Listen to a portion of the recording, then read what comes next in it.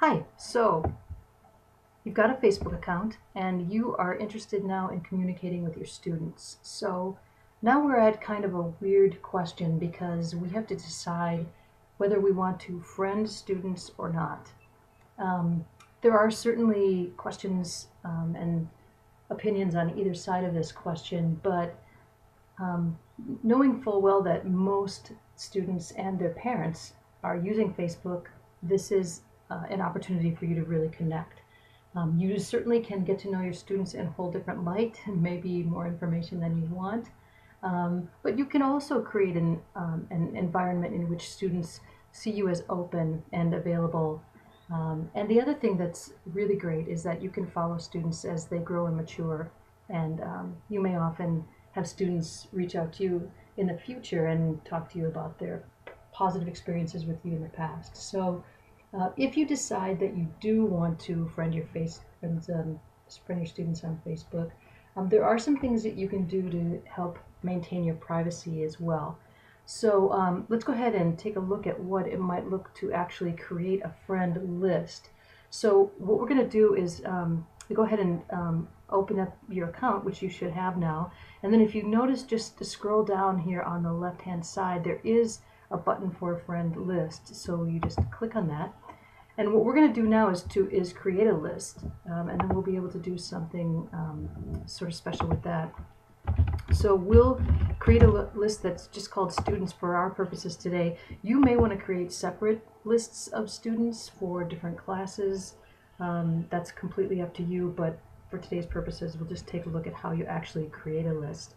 And then you'll just start typing in the names of students that that you know are on Facebook. And once you see their name pop up, go ahead and click it. For our purposes today, we'll just add Benjamin, and then you create the list. Now you could leave it at that, but one thing that does is it allows that student or all those students to have the same access to your information as everyone else on your Facebook page. And something that is a good idea is to sort of limit that access. So what we'll do instead then is we'll go to the little sort of downward arrow up here at the top and look at settings, and then go ahead and click on privacy.